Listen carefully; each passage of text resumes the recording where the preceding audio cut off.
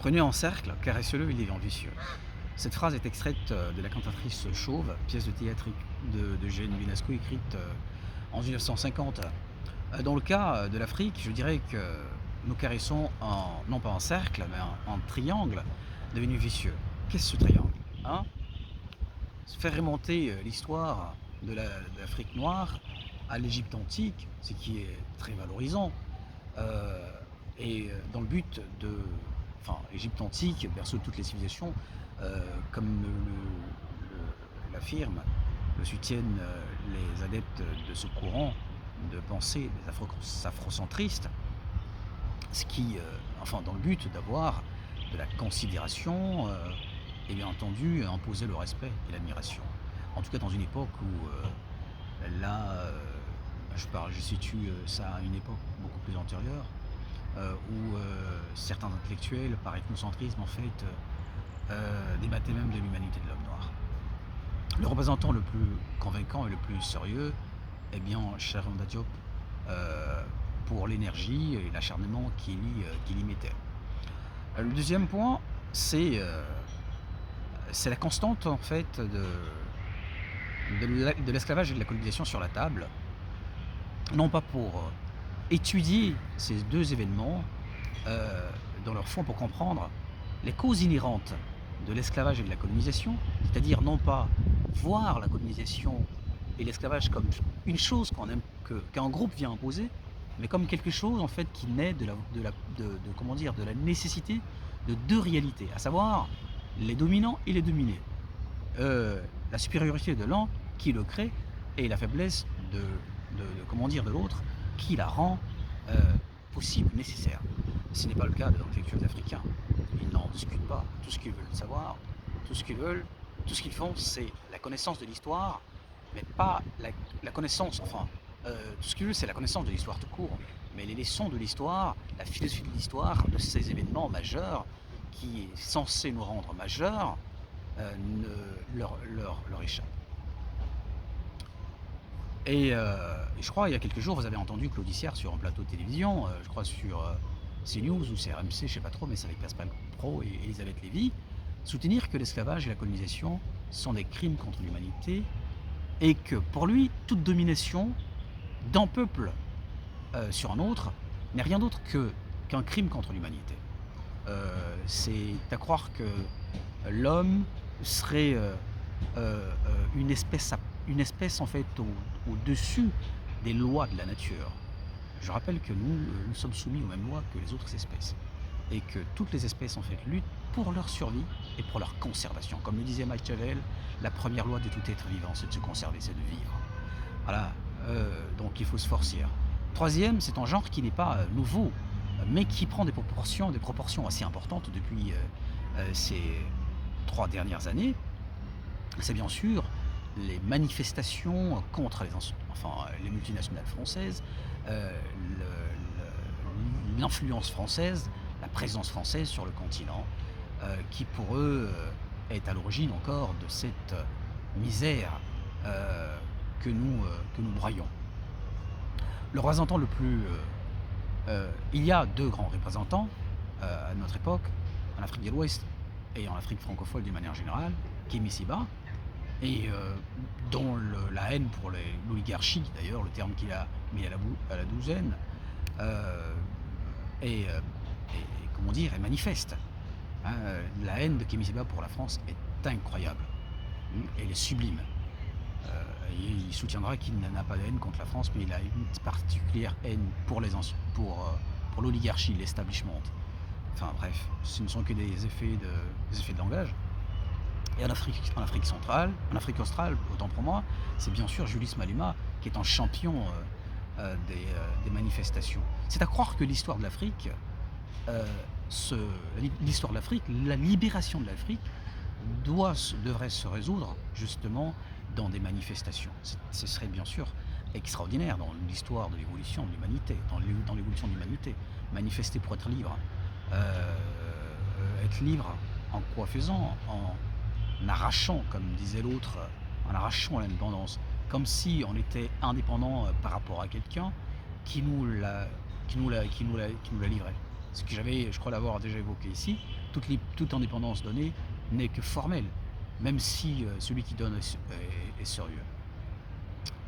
Et donc d'ailleurs, en fait, manifestation, je reviendrai, Claudiciard, qui, bien sûr, comment dire, que j'ai évoqué euh, à l'instant, et d'ailleurs à Paris pour... enfin, d'ailleurs il est à Paris, mais je crois que c'est en marge de manifestation contre le racisme qu'il est passé sur le plateau de télévision.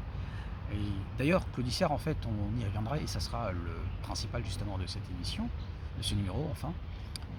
Mais comme je l'ai dit, aborder en fait ce genre de questions de cette façon, de manière atypique, de manière inhabituelle, ça relève quand même d'un petit peu, je dirais, de courage et d'audace. Et c'est aussi prendre le risque, car c'est prendre le risque de se mettre sur le rable tous les fanatiques afrocentristes et toutes les têtes chatouilleuses.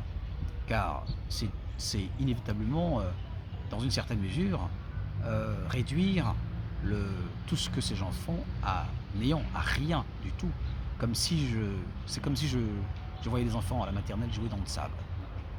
C'est aussi, dans une certaine manière, sous-entendre qu'il y a des intellectuels, les Africains et les historiens d'une manière générale, ne savent rien de l'histoire. Bien sûr, parce que savoir l'histoire, c'est pas seulement savoir les événements, mais c'est aussi comprendre leur philosophie. Ouais. Comme je l'ai développé tout brièvement dans cette introduction, vu que j'ai pas assez de temps. Alors, au moment où je m'exprime ainsi, il me vient à l'esprit la réaction de Charles Gave, disant à propos de l'islam, je m'en fous si c'est la vérité. Moi, je n'ai pas la prétention d'être Charles Gave, qui est un personnage très respectable, atypique, très admirable par son franc-parler. Je dirais simplement que je m'en fous, c'est ce que je dis, sans prétention à dire le vrai et la vérité.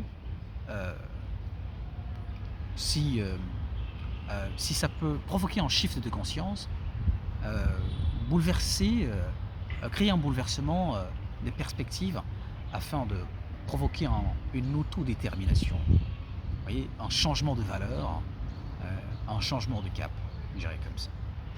Alors, revenons à Claudiciard. Alors Claudiciard dit que l'esclavage et la colonisation sont des crimes contre l'humanité, et que la France est en état colonial, est en état esclavagiste et colonial, que parce qu'elle a colonisé et qu'elle a... que parce qu'elle a esclavagisé et colonisé. Prenons l'esclavage et essayons de comprendre ce que c'est, tout simplement. Alors l'esclavage, qu'est-ce que c'est? L'esclavage, c'est le fait d'un groupe qui soumet un autre dans le but de l'exploiter à des fins économiques. Et il faut comprendre, pour éviter tout amalgame, que cela répond simplement, cela n'est pas, c'est pas une loi positive, c'est-à-dire une loi des hommes, mais c'est une loi de la nature. Donc cet esclavage est possible chez l'un quand sa supériorité le rend possible, comme je le dis en fait, c'est la supériorité de l'un qui rend l'esclavage possible et la faiblesse de l'autre qui la rend nécessaire. Donc il y a deux parties. C'est une explication évolutionniste, c'est une explication, je dirais, pour le moins philosophique. On pourra me contredire là-dessus.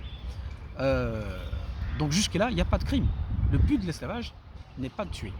Mais personne ne peut ignorer que l'esclavage est un événement tragique, avec des millions de morts. Les 11 millions d'Africains castrés en terre d'islam, dont personne n'en parle, 17 millions d'Africains importés en terre d'islam, qui ont laissé très peu de descendants que parce qu'une bonne majorité fut castrée, des millions de Noirs morts dans l'océan Atlantique, à la traversée, morts de maladies, de souffrances, d'autres massacrés par des suprémacistes anglo-américains, en l'occurrence les Ku Klux Klan, tout ça, bien sûr. Mais ça ne fait toujours pas de l'esclavage un crime contre l'humanité. Ce sont des effets pervers de l'esclavage. Le but n'est pas de tuer. C'est le but qu'il faut voir. C'est le but qu'il faut questionner. Ça fait mal. Je dis, Claudicière, ce qu'il dit, c'est très valorisant. Mais intellectuellement et d'une manière honnête, c'est comment dire, ça ne tient pas debout. Ça ne tient pas debout. C'est une considération purement morale que Claudiciard a lorsqu'il le tient, et c'est très compréhensif, c'est très compréhensible de le dire. Un noir, et puis Claudiciard, ce n'est pas qu'un journaliste, c'est un grand militant, pour ceux qui ne le savent pas. Vous voyez. Donc, ce n'est évidemment pas un crime contre l'humanité, et on peut en débattre sérieusement sur cette question-là. La colonisation, quant à elle, on ne la développera pas en tant que telle, parce que la colonisation, pour moi, est simplement une piqûre de rappel.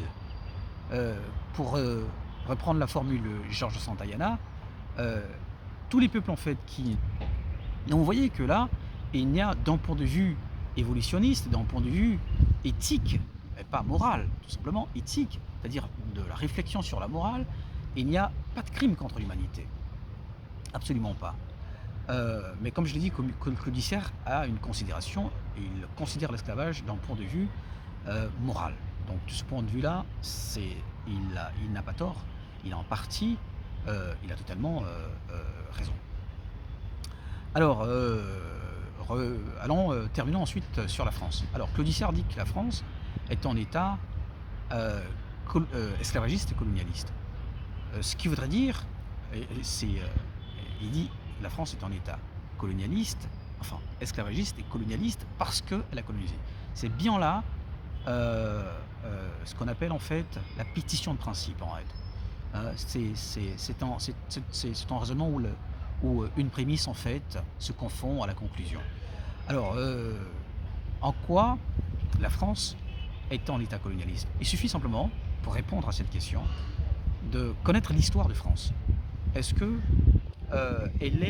son histoire est-elle entachée ou marquée, je dirais comme ça, marquée d'esclavagisme et comment dire, et de colonisation? Bien évidemment que non. Bien évidemment que non, parce que si on part du principe que la France est en état esclavagiste et colonialiste, ça veut dire que la France a toujours été puissante. Parce que pour être esclavagiste et colonialiste, il faut être puissant, il faut être super puissant. Or la France n'est qu'une puissance assez récente dans l'histoire.